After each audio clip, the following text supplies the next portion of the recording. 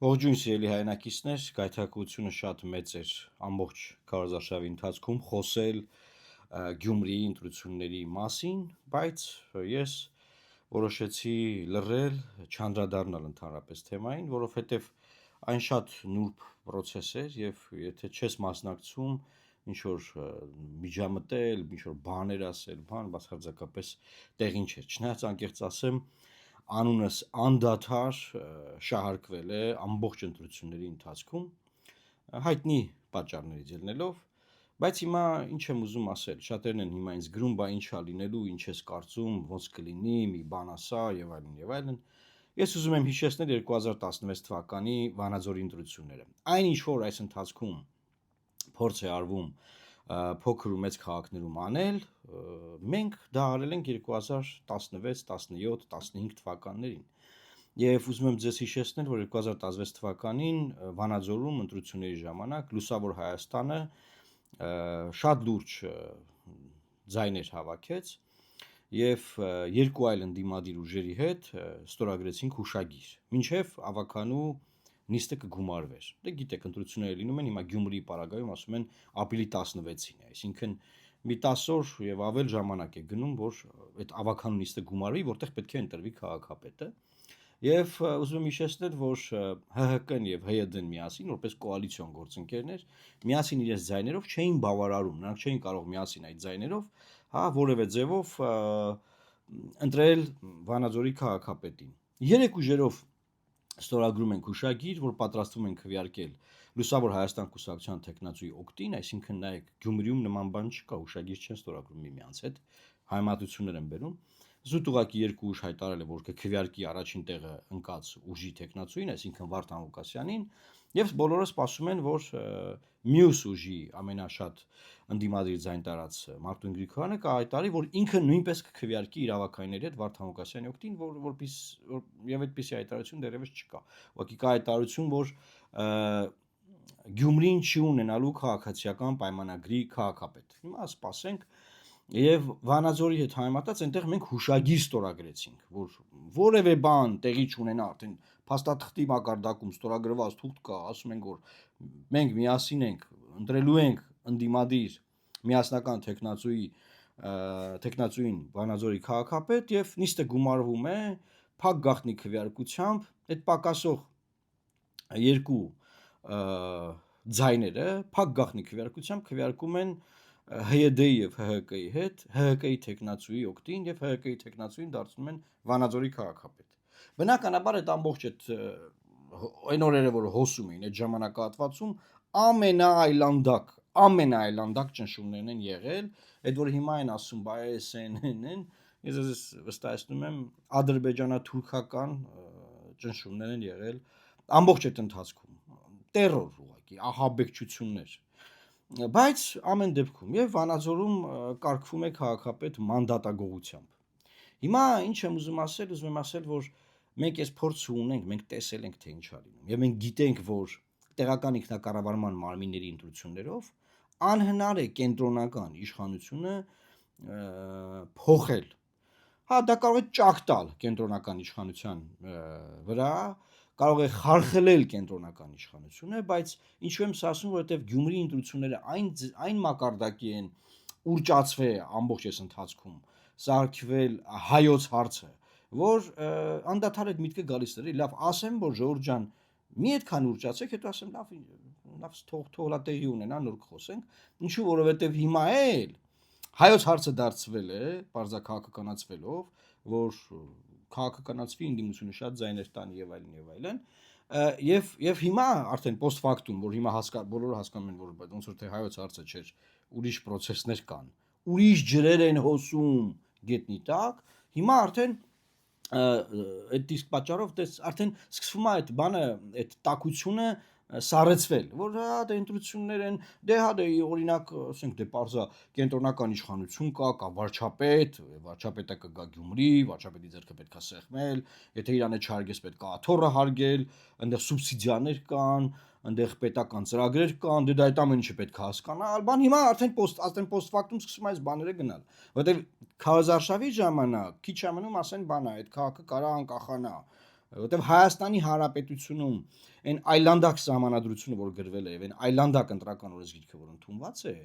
այդ երկու փաստաթուղթը բավարար են եւ նաեւ բյուջետային համակարգի մասին օրենսդրությունը, որ որևէ տեղական ինքնակառավարման մարմնի ղեկավար չկարողանա եւ չի կարող անկախ կոպիտ ասած խաղեր տալ։ Դա ուղղակի անհնար բան է։ Հետեւաբար պետք չի մարդկանց անդադար սնուցել ինչ որ բաներով, էլի որ էս կլինի, այն կլինի բան։ Հիմա չեմ ուզում որևէ գնահատականներ տալ, որովհետեւ դեռ process-ներ ընթացքի մեջ են։ Զուտ ուզում եմ հիշեցնել մեր փորձը, եւ այդ փորձից ելնելով է նաեւ, որ մենք որոշեցինք, որ անիմաստ ռեսուրս չվատնենք եւ չմտնենք պարլամենտական ընտրություններից առաջ նմանատիպ պատմությունների մեջ, որովհետեւ բացարձակապես անիմաստ ենք համարել, ժամանակը կգնա բոլորս կտեսնենք։ Ամեն դեպքում շատ կարևոր են այն ինչ որ տեղի ունենում հիմա, ինչու են կարևոր, որովհետեւ դրանք իրենց ազդեցություն ունենալու են ապագա իշխանության ձևավորման վրա, ինչպես են ազդելու դրա մասին էլ ապագայում կխոսեմ, ովքեր են ընդդիմությունը, այսինքն ընդդիմությունը հաղթում է։ Ովքեր են ընդդիմությունն, ովքեր են։ Ինչ նշանակում ընդդիմություն եւ ինչա տեղի ունեցել, այս ամեն ինչի մասին ես խոսելու եմ ապագայում։ Հիմա զուտ ուզում եի հայմատություն կատարել տեղի ունեցող process-ի եւ 16 թվականի հետ։ Ինչ սցենարներ կան ժողովուրդ։ Սցենարը մեկն է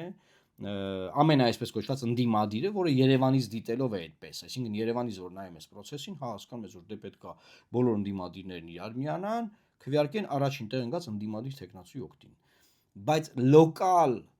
Գյումրիի լեննականյան կոնտեքստում process-ը շատ այլ է։ Process-ը շատ այլ է լոկալ դիտարկելով։ Դե Երևանից որ նայում ես, հա դե բնականաբար բավոնց որ դիտենց լինի։ Լոկալ շատ ջեր են հոսելու եւ հոսում են։ Մյուս սցենարն այն է, որ օրինակ ԿՊ-ն վերցնի եւ ինքը ձայները տա ընդդիմադիր մեկ այլ տեխնացուի։ Էդ էլ է սցենար։ Բայց ԿՊ-ն բնականաբար այդքան ճկուն չի, նման քայլի չեմ կարծում թե կգնա,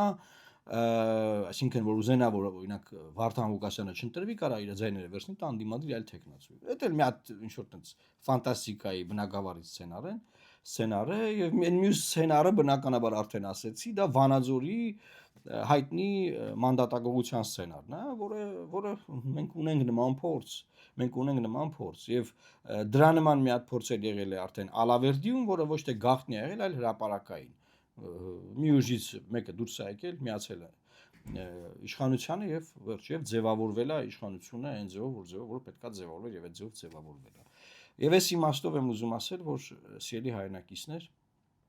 դեռ 10 քանի օրվա ընթացքում, որ անցնում են եւ կանցնեն Գյումրի ընտրությունների հետ կապված, արվելու է երկու բան։ Նախ տաքությունը նվազեցվելու է, որը հադել հասկացանք, լավ է ընտրությունները հասկացանք, այդ նվազեցվելու է, որ սառի process-ը, իսկ սառը process-ի ժամանակ արդեն տեղի կունենան համապատասխան գործընթացները։ Հետեւաբար մի բարձրացրեք ակնկալիքները եսի մուր, որ հետո էլ հիասթափությունները չընկնեն գետնին, որ հարվածը ուժեղ չլինի։ Հանգիստ, այս process-ները, այս գործը հանգիստ է սիրելի հայրենակիցներ։ Սա զուտ ուղակի նախնական դիտարկումներ թե սցենարների, թե համեմատություն Վանաձորի հետ կապված, իսկ process-ին բնականաբար կհետևենք եւ հավելյալ իմ վերլուծությունը կներկայացնեմ process-ի ընթացքում։ Հիմա եթե ավել բան ասեմ այն ինչին ինչ որ հիմա ասեցի, եթե ավել բան ասեմ, պետք է ասեն, նա ուզում է սենց լինի, ման, ես ոչ մի բան չեմ ուզում։ Թող իր հունով գնա, որ ինձ որ հարցում են, ասում են, վերջը ոնց է լինելու, ասում եմ, դե իր հունով գնում, ասում են, բա ինչ կլինի, ասում եմ, դե ընթացքը ցույց կտա, որպեսզի որ ոչ մի բան չասես, էլի, որ թողնես process-ները գնան այնպես ինչպես որ պետք է գնան։ Շատ լավ, սիրելի հայրենակիցներ, խնդրում եմ մեկնաբանություններում ձեր կարծիքը գրեք, ինչ է այս ամեն ինչ նշանակում, ինչ տեղի կունենա, եւ այն հետեւությունները, որ մարդիկ գոռում ճվում են նաեւ այս վերջում սա էլ եմ ուզում ասեմ, այն post-scriptum-ի պես էլի, որ վայ, վույ, փաստորեն իշխանությունը մնացել է նախկինների ու ներկաների միջև, էս ինչ եղավ, վայ, հողը մեր գլխին, բան, սիրելի հայրենակիցներ, մոռացել եք 21 թվականի պարլամենտական ընտրությունները։ Այն հետևությունները, որ ես անձամբ արել եմ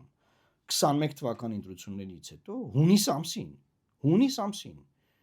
դուք այդ հետևությունները փաստորեն 4 տարի անց դեռ չեք կարողանում անել։ 4 տարի անցել, հա, նոր այդ հետևությունները անում եք, որ վայ, վույ, քաղաքական համակարգը, փաստորեն չի առողջացել, վայ, էս ի՞նչ է բան, վայ, հողը մեր գլխին, ժողովուրդ։ Ոնց որ անդադար այսքան խոսում ենք, բանը հետևություններ չեք անում, չեք լսում։